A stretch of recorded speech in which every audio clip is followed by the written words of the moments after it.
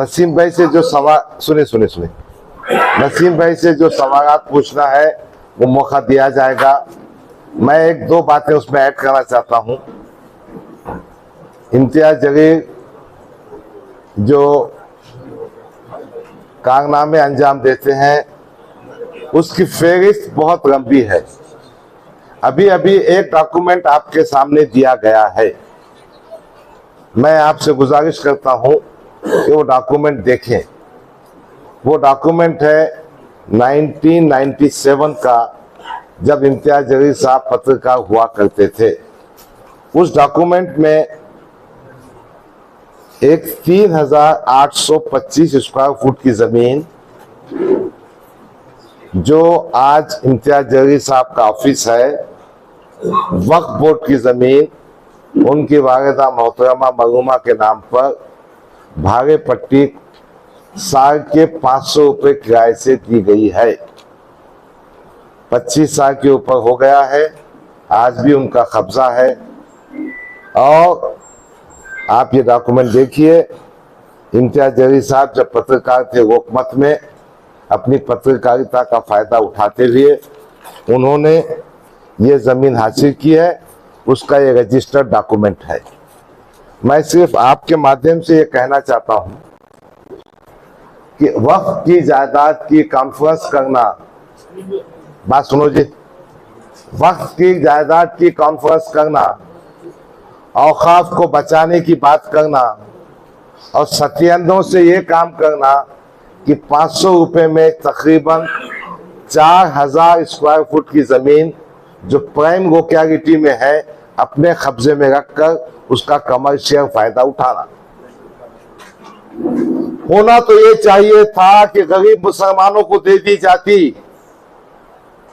मैं आपके माध्यम से मांडवी प्लेयर पाखंडी इम्तियाज जलील को पूछना चाहता हूं, अगर तेरे में दम है और तू बोलता है कि उलमाए किराम हमारे सर के ताज है, तू कहता है हम उलमाए किराम के खतमों पर बैठेंगे, ये पूरी जमीन उलमाए किराम को फ्लैट बना के दे, नौजवान बच्चों को दुकान बना के दे ताकि रोजी उनका, ये माध्यम से बात बताना चाहता हूं। ऐसे कई डॉक्यूमेंट मौजूद है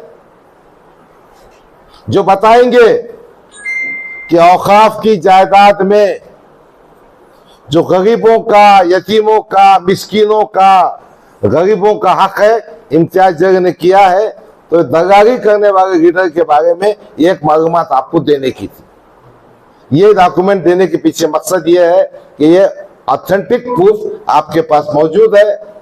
हम इस प्रेस कॉन्फ्रेंस में आपको बताना चाहते हैं कि औकाफ के बारे में मीटिंग करके अपने आप को मर्द मुजाहिद करने वालों का सही चेहरा क्या है। आज भी जागना रोड का जो ऑफिस है और कई जमीनात है, वक्फ बोर्ड का मेंबर बनकर कहां कहां इन्होंने मांडवी की वो फेहरिस्त पे आ जाएगी। दूसरी बात, मैंने एक और कागज साथ में लाया हूं, उसकी कॉपी दे नहीं सकता, मैं बताता हूं कि तो मैंने प्रिंट आउट नहीं निकाला है। पार्लियामेंट के इंतखाबात में मजलिस इत्तेहादुल मुस्लिमीन ने 5 सीटें खड़ी की थी। एक भिवंडी की सीट जहां MIM को 0.1% वोट मिला, 1741 वोट, 0.1%। वहां खड़े थे खान मोहम्मद अकरम, अब्दुल हन्नान। फिर उस्मानाबाद में 0.2% वोट मिला, वहां मिले 2060 वोट। पार्लियामेंट का इंतखाब 6 असेंबली कंस्टिट्यूंसी का होता है। फिर पुणे में अनीस अरशद ने कंटेस्ट किया था, उनको मिले 860 वोट। और फिर नॉर्थ सेंट्रल बॉम्बे में 1531.2%। तो मेरा सिर्फ इतना ही कहना है, जहां भाजपा को हराने की बात ये करते हैं तो ये 5 इंतखाबी हलकों में आपने क्यों उम्मीदवार दिए थे और आपका कंडक्ट क्या था, आप किसकी मदद कर रहे थे, ये फैसला करना मैं आप पर छोड़ता हूं। तो ये 2 बातें बताने के लिए मैंने नसीम भाई की प्रेस कॉन्फ्रेंस को शेयर किया। नसीम भाई शख्सी तौर पर मेरी मदद करने के लिए आए हैं। जो सवाल आप उनसे पूछना है उनसे पूछिए और जो मुझसे पूछना है मुझसे पूछिए। तीसरी बात, मैं करीम कुरैशी साहब के साथ बैठा हूं। मैं आपको ये बताना चाहता हूं, मेरा भाई करीम कुरैशी, उनके बड़े भाई हबीब कुरैशी साहब फिलहाल आउट ऑफ स्टेशन है। उनके नजदीक के साथी जावेद वहाब साहब और इनकी पूरी टीम ने तमाम हालात को देखकर, ग्राउंड की हकीकत को देखकर, मेरे पे होने वाली नाइंसाफी को देखकर, अवाम के रुझान को देखकर यह फैसला किया है कि वो हमारे साथ पूरी ताकत से इस असेंबली इंतखाबात में खड़े होंगे। मैं सबके सामने करीम भाई का शुक्रिया अदा करना चाहता हूं और इस प्रेस कॉन्फ्रेंस के माध्यम से कहना चाहता हूं कि आज मेरा भाई हमारे साथ आ गया है और वो हमारे साथ पूरी ताकत से काम करने वाले हैं। तो ये 3 बातें आपके पास पहुंचानी थी। एक, नसीम भाई की उनके बैकग्राउंड। दूसरा, ये 2 सवालात थे, वक्फ बोर्ड की जमीन के बारे में इम्तियाज जलील की हरकतें। तीसरा, पार्लियामेंट के 5 सीटें क्यों दिए थे, किसकी मदद कर रहे थे, और उसके बाद करीम कुरैशी साहब की आमद। अब आपको जो सवाल पूछना है एक एक से पूछिए। प्रेस कॉन्फ्रेंस काफी लंबी हो गई है, खाने का वक्त भी हो रहा है। अब सलीम साहब ने जो सपोर्ट किया है उन्होंने उनके शब्दों में बोलना चाहिए। बिल्कुल, क्यों नहीं बोलेंगे। देखो, अरे माइक देता है, अरे मगर ऐसा मत। मैं मीडिया माध्यम से बताना चाहता हूँ कि मैं डॉक्टर साहब को इसलिए सपोर्ट करना चाहता हूँ कि जैसा उनकी इधर से धोखाधड़ी मिली वैसी मेरे को कांग्रेस पार्टी ने धोखा दिया। क्यों? क्या उन्होंने कमिटमेंट किए थे कोई भी मुस्लिम को देंगे, 10 लोगों ने फॉर्म भरा था, 10 में से खाली मुस्लिम को देंगे, 1 नंबर पे मेरा ही नाम था। बाद में कौन देशमुख आया, दूसरा कौन है, उसका ठिकाना भी नहीं अभी तक। तो जैसा डॉक्टर साहब के साथ में हुआ वैसा मेरा हुआ। पिछला जो मेरे पे इल्जाम था डॉक्टर साहब को मैंने गिराया बोल, आज इसलिए उनके साथ में मैं खड़े हुए उनके साथ में। और इंशाल्लाह जब तक जीत के नहीं आते जब तक मैं उनका साथ नहीं छोड़ूंगा। वाह वाह, देखो आओ देशमुख साहब।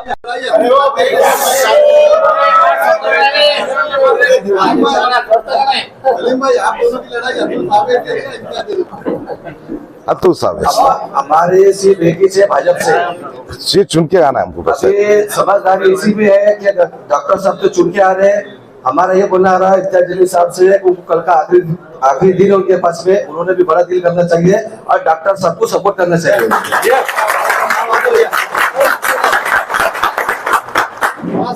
ही निवडणूक तुमची फक्त जलील विरुद्ध, म्हणजे जलील अरे कौन जलील यार, क्या बात कर रहे तुम? अरे वो इम्तियाज जलील, वो मांडवी पे नहीं माझा सभा नाहीये, एक पत्रकार परिषदेचा सुरुवात झाली। मी आपल्याला सांगू, प्रश्न माझा असा आहे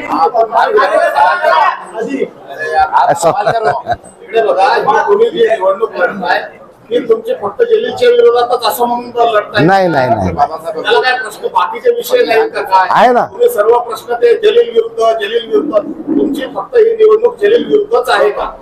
ऐकून घ्या, मी गेल्या 10 वर्षापासून माझ्या या मतदारसंघात काम करीत आहे आणि मी मतदार नोंदणीचं फार मोठं काम केलेले आहे। माझी ही भावना आहे, माझा हा पक्का विचार आहे की इम्तियाज जलीलने आपल्या राजकीय स्वार्थासाठी MIM पक्षाकडून माझं तिकीट कापलं आहे, म्हणून मला इम्तियाज जलीलबद्दल बोलावं लागणार। ते जे कट करत आहे ते मला सांगावं लागणार आणि आमची लढत भारतीय जनता पार्टीचे उमेदवार अतुल सावे यांच्या विरुद्ध आहे. आम्ही हे निवडणूक जिंकणार. डॉक्टर साहेब 97 डॉक्युमेंट्स तुम्ही आता दिले, त्यांच्याबरोबर 10 वर्ष काम केलं, त्यावेळेस तुम्हाला हे माहिती नव्हतं का? आज तुमचे म्हणणे अगदी बरोबर आहे. काही बाबी आम्ही अंतर्गत पक्षामध्ये सांगितलेले आहे. मी हे डॉक्युमेंट बॅरिस्टर असुद्दीन साहेबांना सुद्धा दिलेला आहे. मी त्यांच्या कार्यपद्धतीबद्दल सांगितले आहे. मला माहित आहे अंबादास दानवेला मतदान करण्यासाठी काय झाला. मला माहित आहे विधानसभामध्ये युती कशी तोडण्यात आली. वंचित बहुजन आघाडीपासून हे पार्लिमेंटचे 5 सीट कसं देण्यात आलं. ह्या सर्व गोष्टी मी पक्षश्रेष्ठींच्या समोर मांडलेले आहे. डॉक्टर साहब, इम्तियाज जलील साहब का स्टेटमेंट है कि नई सरकार में किंग मेकर की भूमिका में रहेगी। अब ख्वाब देखने का अधिकार हर एक को है भाई. हम दो ही बोल सकते, ख्वाब मत देखो.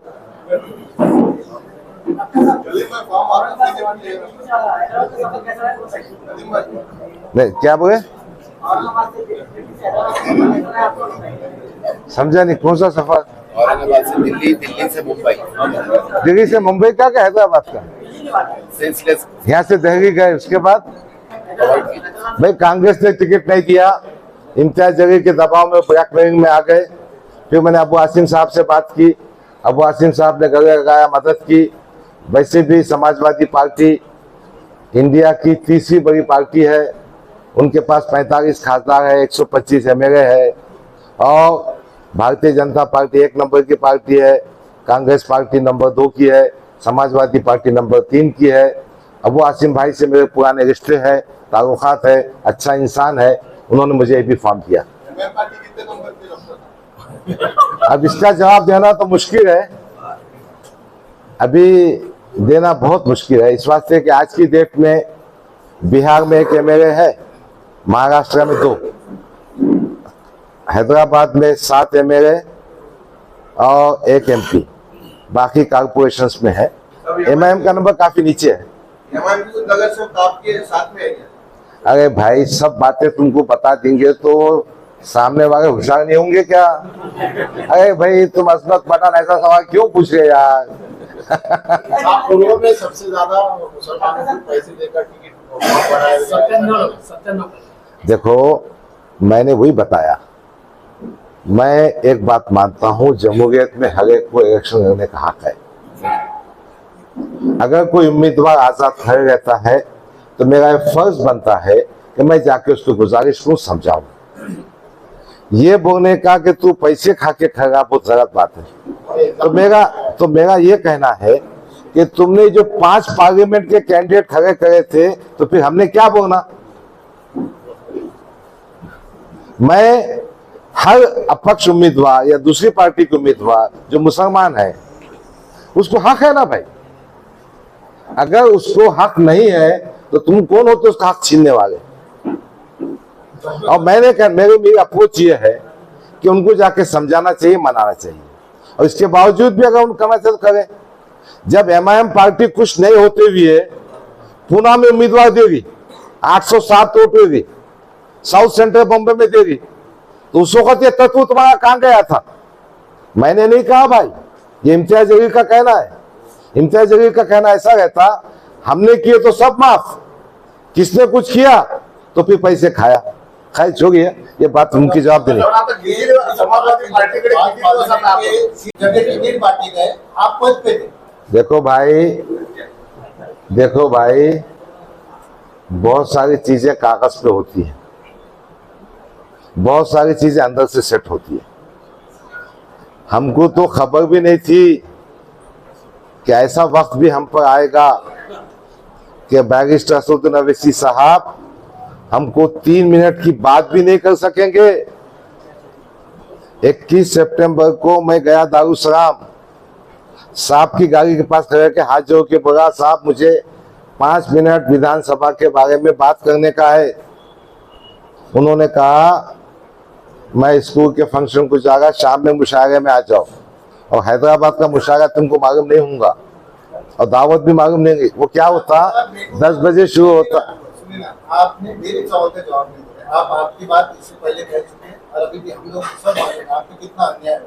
मेरा पर्टिकुलर सवाल था, जब ये हम क्वेश्चन मेकिंग आपने विरोध किया था या आपको मालूम नहीं था? हमको पूछा ही नहीं गया, हमने विरोध भी किया था, मालूम भी नहीं हमको। क्यों नहीं मालूम? ये फैसले कुछ इस अंदाज में किए गए कि हमको तो समझ में भी नहीं आया। हम तो समझ गए थे फैसले ऐसे कर गई है कि सब दरवाजे हमारे बंद करके बिखेर करने वाले थे। आप पूछिए। कॉन्फ्रेंस में आप मुस्लिम वोटों की बात कर रहे हैं, क्या आपको चुन के आने के लिए दूसरे समाज की वोटों की जरूरत नहीं है? क्यों नहीं है ऐसा? हम आए बस मुस्लिम की बात चल रही है। नहीं, देखिए, नहीं, सुनो। देखिए, अभी कुछ जो क्लासेस है हमारे समाजवादी पार्टी के, जो बहुत से एमपी है, हम उनको बुला रहे हैं। MIM में जब मैं था, दूसरे समाजों के पास जाने में थोड़ा मुझे दिक्कत होती थी, मगर अब मैं समाजवादी पार्टी में हूँ, मैं हर आदमी के पास जा सकता हूँ और वो भी मुझे एक्सेप्ट करते हैं। MIM में जिनसे पर्सनल रिलेशन थे वो ज़्यादा एक्सेप्ट करते थे, जिससे पर्सनल रिलेशन नहीं थे वो एक्सेप्ट नहीं करते थे। समाजवादी पार्टी के पास तकरीबन 37 MP है, उसमें से कई OBC भी है, हिंदू भी है, ब्राह्मण भी है। वो सब आएंगे, हम उनके माध्यम से उस बेल्ट पे पहुंचेंगे। और दूसरी बात ऐसी है, अभी 1, 2, 3 दीपावली की छुट्टियां थे, दीपावली का मौसम चल रहा था, हिंदू भाई दिवाली मना रहे थे। हम उनके पास इंशाल्लाह कल परसों से पहुंचेंगे। तीसरी बात, अभी चुनाव प्रचार का काम कायदे से शुरू नहीं हुआ है। हम बाजा बजा रहे हैं, दूसरे भी लोग बाजा बजा रहे हैं। निवडणूक की प्रक्रिया में विड्रॉल की डेट है 4 नवंबर। 5 नवंबर से सही प्रचार और सही रूपरेखा बनेगी। सर, एक प्रश्न आप आपका भी नाम थे भाई, हमने अपना केस उनके पास पुटअप किया है। हमने हमारे तमाम बायोडाटा और एक्टिविटीज आदरणीय मनोज जरंगे साहब के पास दिए हैं। अब उनका फैसला क्या था उसका भी इंतजार है। वो इंतजार आपको सबको है, मुझको भी है। सर, महाविकास आघाडीचा मुख्य पक्ष समाजवादी पार्टी आहे आणि महाविकास आघाडीचे कॅन्डिडेट शेवाळे आहेत पूर्वमध्ये, तुम्ही पण स्वतंत्र लढत आहे। अरे आपके मालूमात कम है। अभी मैंने जो लिस्ट देखा ना, राजू वैद्य जो शिवसेना उबाटा के अध्यक्ष है, उनका नाम भी यादी में है। और पांडुरंग तायरे पाटिल जो शरद पवार की पार्टी के, उनका नाम भी उनकी निशानी के साथ में है, यानी ये भी फॉर्म दिया गया है। ऐसा हो सकता है किसी जगह पर महाविकास की जो पार्टी के जो हिस्से हैं उनमें फ्रेंडली फाइट भी हो सकती है। सिद्दीकी साहब, एक फैसला मेरा शायद अबू आसिम आजमी करेगा। हमारे पास रऊफ भाई है जो समाजवादी के प्रदेश के सेक्रेटरी है। हमारे पास फैसल खान बैठे हैं, पार्टी के जो जिम्मेदार है, जो रणनीति बनाएंगे उसके हिसाब से हम काम करेंगे। क्या रजो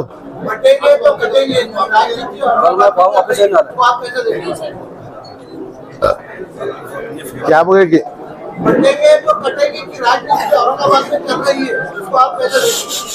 देखो भाई, ये कौन बड़ा बटेंगे तो कटेंगे। एक नारा चल रहा है विश्व हिंदू परिषद की तरफ से नारा। देखो, नारे देने वाले का जो उद्देश्य है ना, वो बड़ा मैं हिंदू वोट को कंसोलिडेट करना चाहता हूँ।